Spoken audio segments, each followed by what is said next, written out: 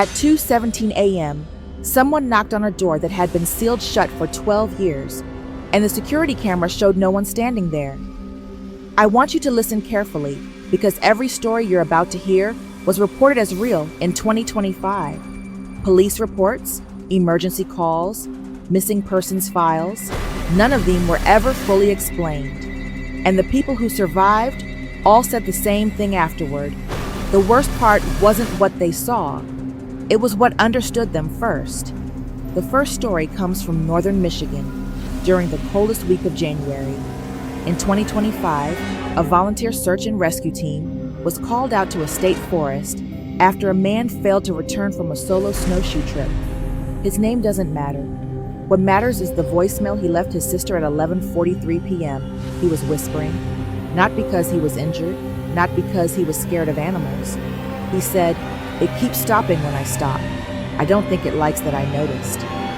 Rescuers found his campsite the next morning. The tent was intact. His gear was neatly stacked.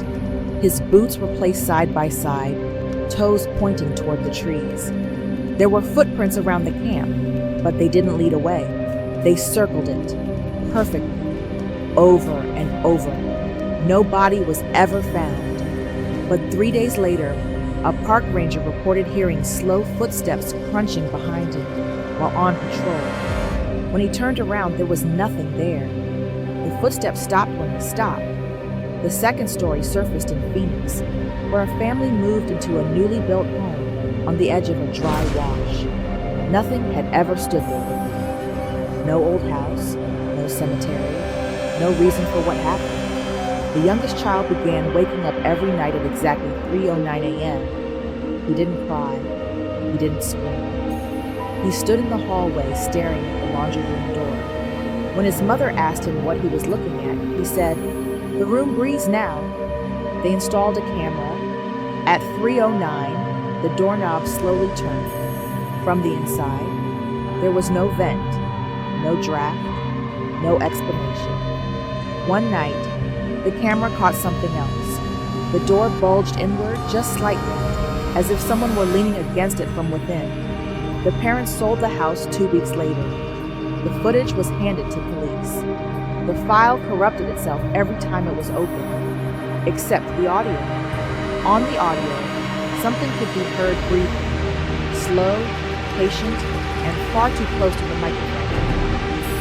Story 3 comes from an interstate in Nevada. A truck driver called 911, claiming a child can be hearing in his headlights. Every time he slowed down, the road ahead was empty. Every time he sped up, the child was closer. Dispatch told him to pull over. He did. The dash cam showed the child standing directly in front of the truck, head lowered, hair covering the face. Then the child lifted its head. The face wasn't blurred. It wasn't missing. It was wrong. The driver screamed and floored the gas. The truck hit something heavy. But when state troopers arrived, there was no body. Only a small handprint on the grill, pressed inward, as if from the inside. In New York, a college student in 2025 began live streaming her sleep as part of a wellness study. Thousands watched nightly. Nothing happened for weeks, until Chat noticed something she didn't. Every night, at around 4 a.m., her bedroom door opened exactly 6 inches. No further. When viewers spammed the chat, she checked the hallway. Nothing. Then one night, the door opened wider. The chat exploded. She didn't wake up. The camera caught a shadow stretching across the floor, bending in ways shadows shouldn't. At 4:12 a.m., the screen was up. Police later said there was no sign of forced entry. Her bed was empty. Her phone was found recording in the closet, facing the wall. The audio file captured her voice whispering. It said not to play. The fifth story comes from a quiet summer in Ohio, where an elderly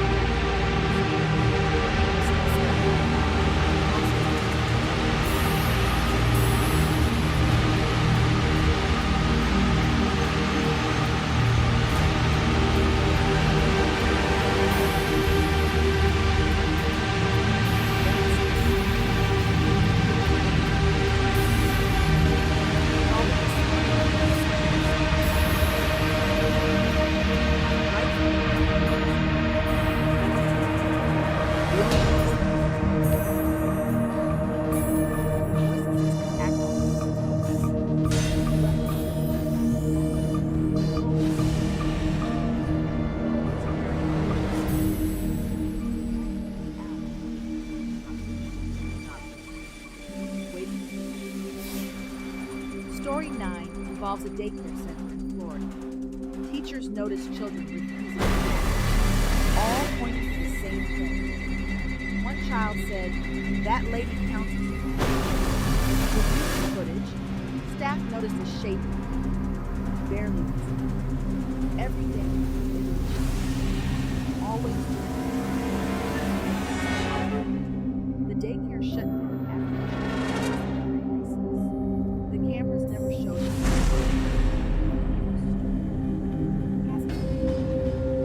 In 2025, emergency services across multiple states began receiving calls from people reporting someone standing inside the home. Not breaking, already there. The callers all said the same. It didn't speak. It just waited until it was and then it stopped. Not because the situation was solved.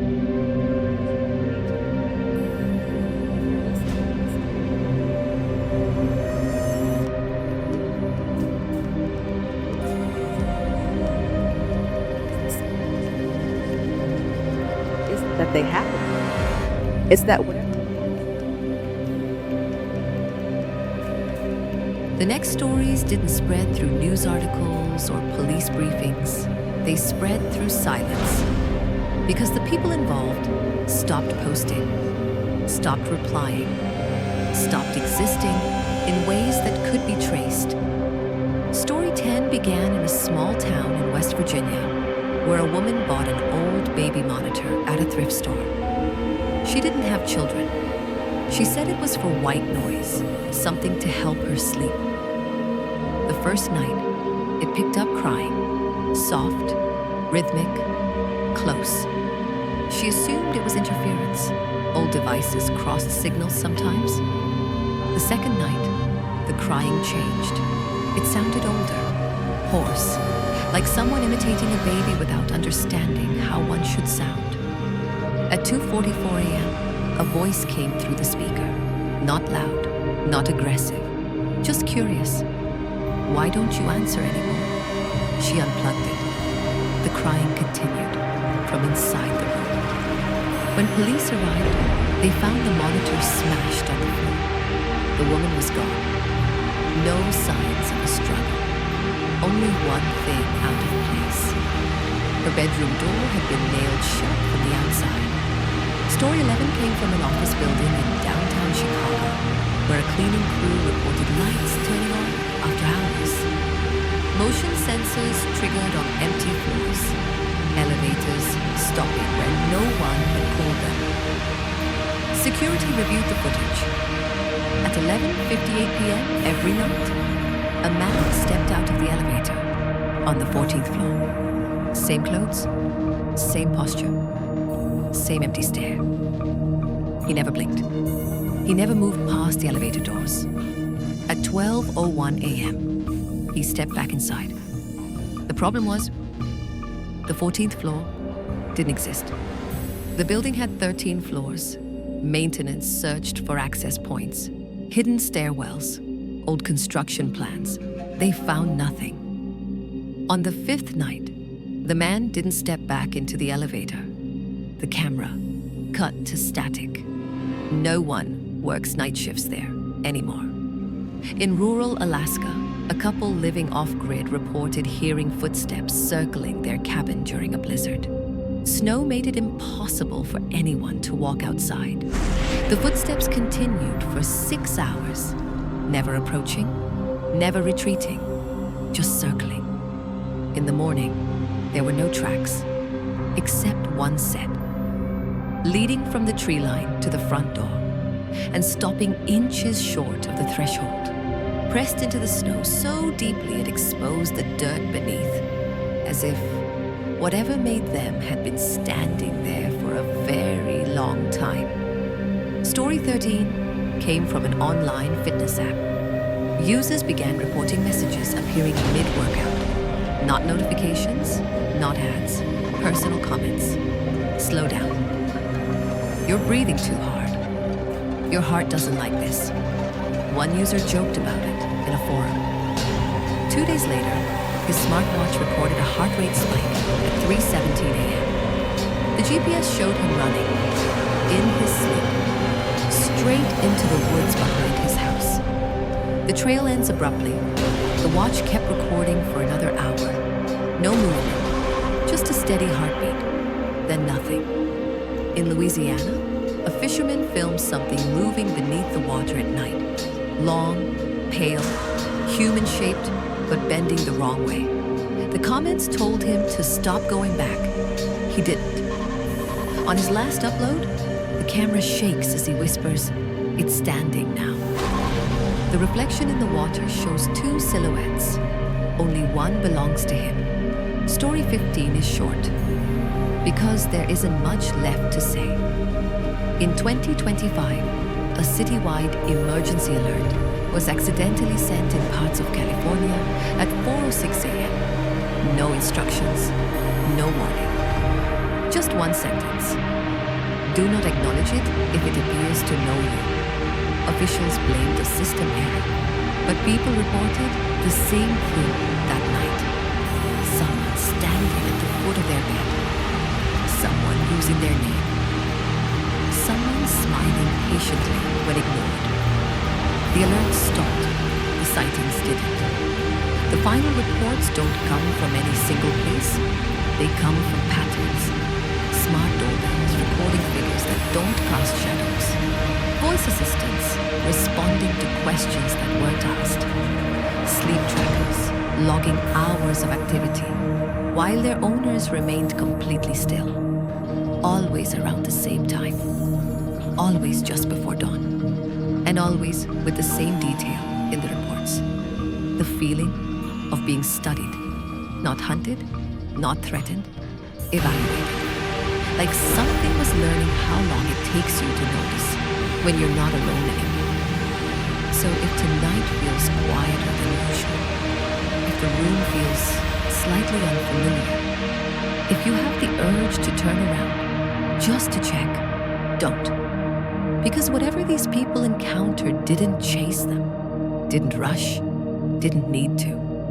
It only moved once it was certain it had already been seen.